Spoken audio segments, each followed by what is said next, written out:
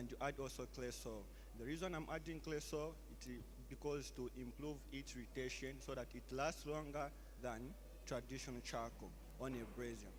And also this, why I decided to come up with corn cobs is simply because corn cobs in Zambia, they are no use. They just try to make them into compost manure. And when compost manure, it produces carbon monoxide and also nitrogen oxide. So I came up with an idea to get those leftovers which are neglected and to make them into something that is useful so that we can give to those people who are in rural areas cutting down trees.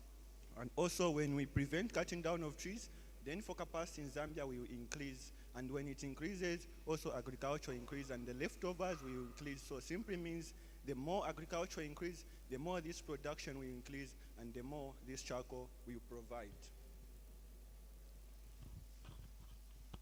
This is great.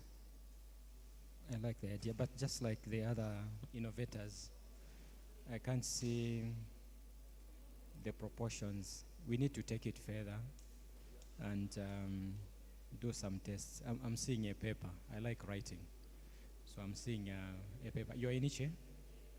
Which year? First year. Ah, good. So we do a lot of papers. So what I'm talking about is how many maize cobs for you to make maybe 10 of these. And when you reduce the oxygen environment, what structure are you using? Do you have something constructed where you are burning them? Or you can explain that part first, and then the proportion of how much clay, how much water, how much burnt, so that anyone can replicate. And then I needed to see where this, a picture or a video where you are using this and they are burning, to see how much heat they are producing and whether you're able to cook a meal. And then we can do a comparative study, the traditional charcoal brazier and this. We can even do what we call controlled cooking tests and water boiling tests on the same. I've asked too many questions. I'll try to answer.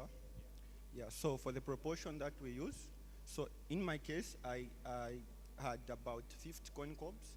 And when you add about 50 corn cobs, you just need a few clay soil, so that the main reason why clay soil, corn cobs are the one that are light, so for them they burn naturally. You just have to add it to them, they will burn. So you need about, if you add about 50 corn cobs and a few clay soil, maybe about a plate of clay soil, and then also water in a small bucket, and then also nutshells.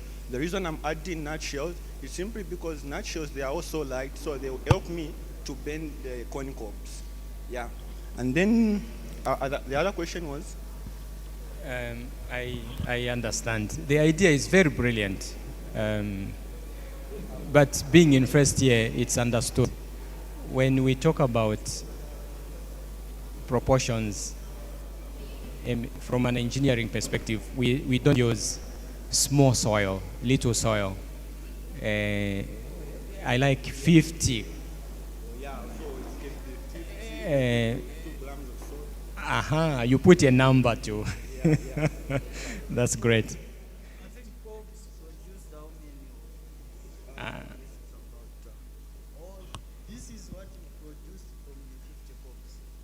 Yes, this is what I produce from the 50 cobs.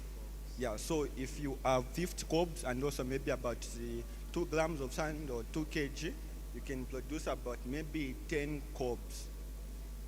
Yes. Yeah. Okay, thank you so much for your exhibition. Maybe the question is, we needed to try it. Where is the brazier here? So we can try and see that it's working. At some point, we'll need to try it. Thank you. You could have done it and taken a video. That this is what I made. You could have left maybe this. Then this you put, it's burning. But in future, that's when we can do proper Thank you. I think it's an excellent idea. I've got two questions. How long will these burn? But I think what my colleague actually wanted to say is you say you want to do it to prevent deforestation. I think that's great. But you can probably find a motivation to say that you can now use that instead of ZESCO's electricity. So instead of paying for electricity or for gas, you can get a saving in the individual household by using this. And if you make that calculation in terms of how many cobs you need versus how much money you save, you maybe see that it would be economically feasible to do something like that. And I think that's the sort of numbers that he wants to see, such a comparison. So, so the comparison in the proportion, like. It's okay to say points taken. I'll look into that. All right, and also. It's a comment. It's making something which can help your project in future. Because in first year, so already I'm seeing that it can be expanded, it can be made better, there are a lot of parameters. We can actually design. One of the things can be to design where we can burn this in low oxygen. Yes. That will be a project on its own. Yes. The other one is to look at which proportions are going to give us the highest heat content. So. So we'll be playing around with so many cobs, this amount of Could I soil so. and so forth, so that we come up with the optimum. So those are a series of experiments that you need to do. But the idea is brilliant. All right. And then you can develop, maybe the duration of which this will burn. Yes. I think it's got Once you do tests, potential. yeah, it has a lot of potential. Once you do tests, you can time how long it's taking and whether this bunch can even cook a meal of 6 for a household of 6 people if it's taking long and so forth. But we'll explore it. It won't end yet. Thank you. You say that you had a colleague, Yes, I'll do some. two of you, Yeah, two of us. and you both worked equally hard on it. Yes. Okay. Good. That's it. Yeah. Thank you. Thank you very much. Thanks very much. Keep up the good work.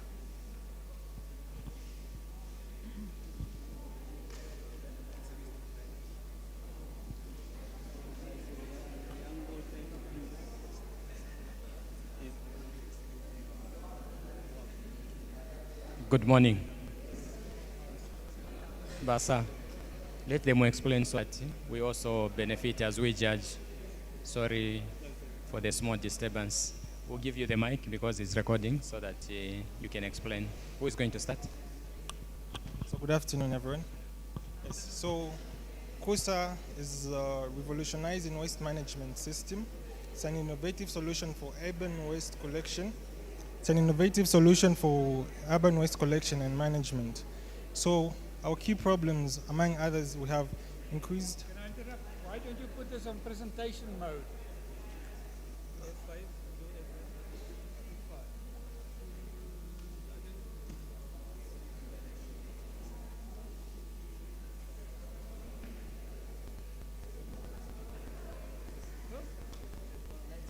Just press that thing there.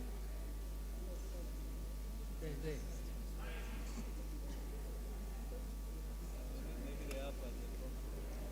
Okay, it got. Okay, so yes, Sorry. no problem, sir. So that's about Kusa. It's a member name which just entails responsibility to take care of the waste that we create ourselves as the people. So one of the problems that we face, among others, we have increased urbanization, but yet our waste management systems are still. Yes, thank you very much. So we have increased urbanization, but yet our waste management systems are still poor. We also have, at least Zambian statistics, 1.3 million tons of garbage or waste each year, but only 10% is correctly disposed.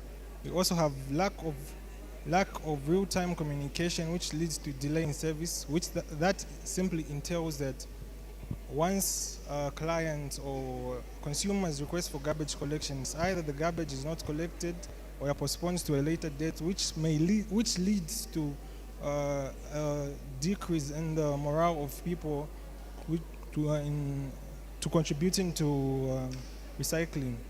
So we also have limited service provider. So what that is there's a limited service provider pool.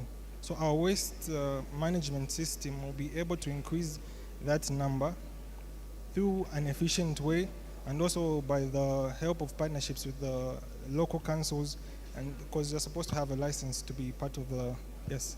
So that's more like one of the problems that we encourage to learn recycling habits, which will also be a positive, which will also lead to be a positive impact towards the waste management of our country.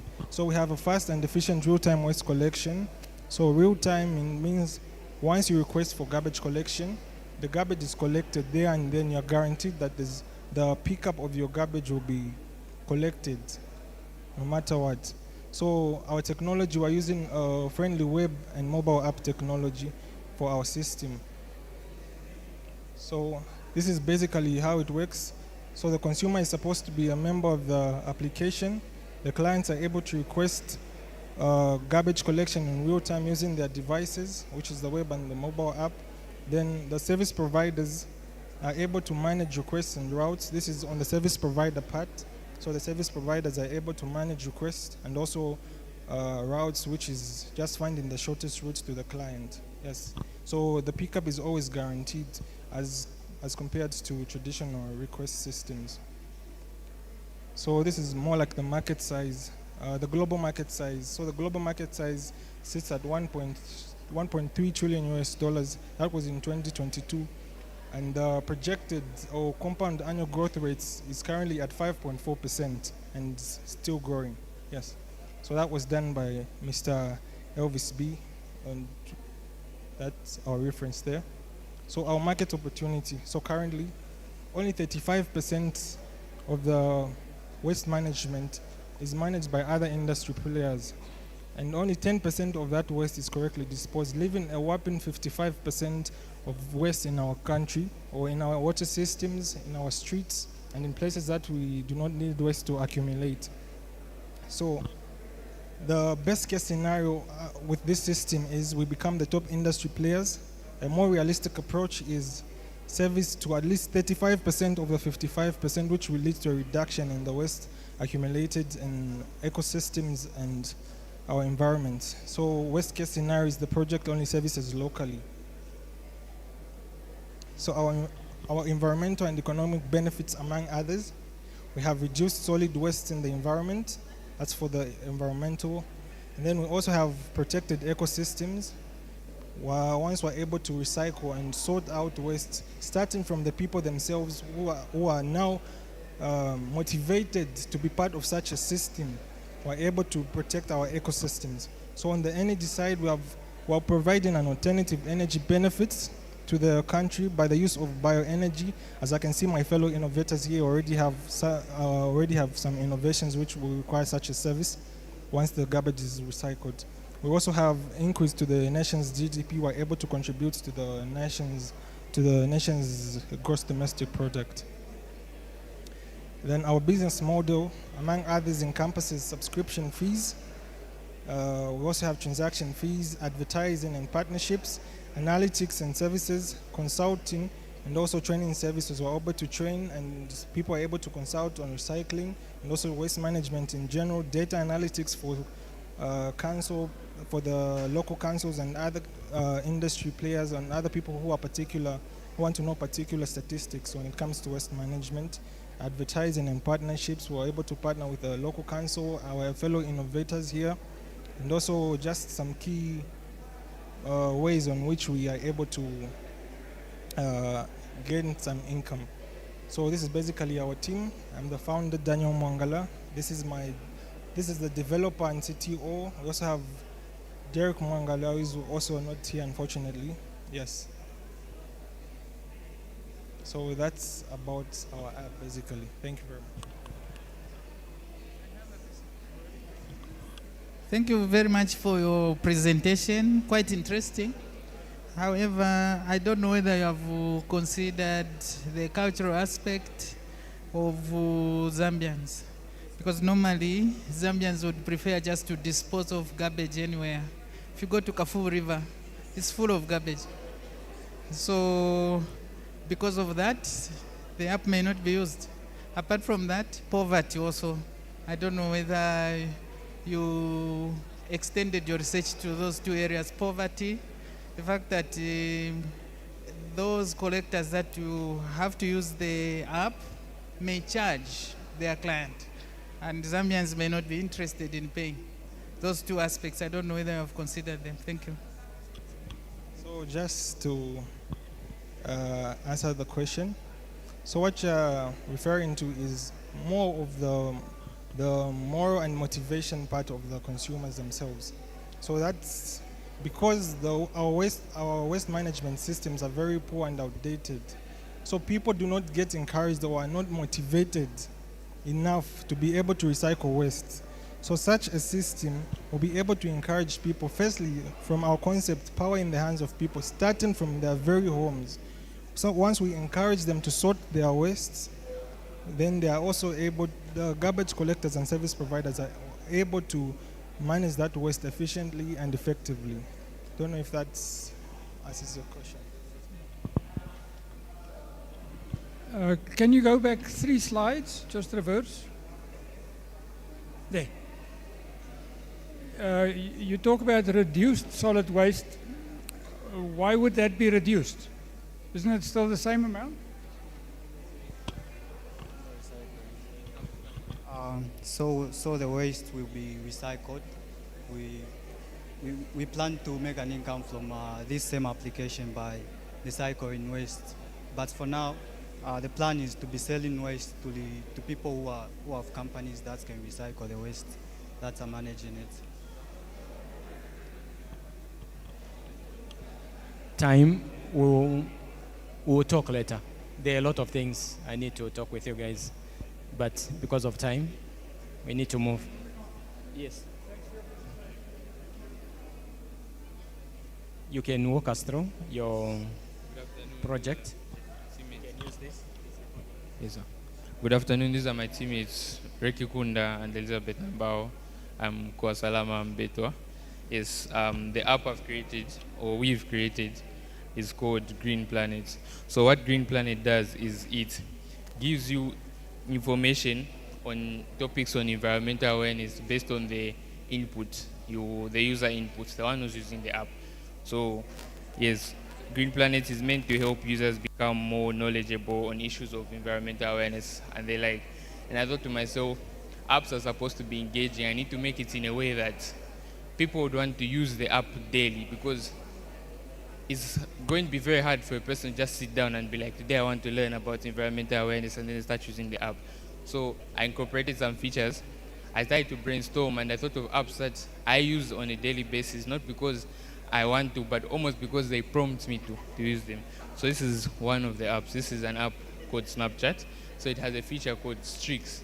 Streaks are when you snap with someone for consecutive days in a row, it creates streaks. Each consecutive day you use the app, it will create a streak. So that kind of triggers the dopamine receptors in your brain. Like when you reach, let's say, 50 days of streaks, it will be like, today, if you don't use it today, the streak there. So it will prompt you to want to use it, even if that day you didn't want to use it. So it's like learning streaks. When you're learning about environmental awareness, each day you use it, it's creating the streak. And then, yeah, I've explained this part for the streaks, using the consecutive days, incorporating that technology from Snapchat. And then when you reach a certain streak from learning the environmental awareness, things like responsible consumption, production, recyclability, it gives you an award.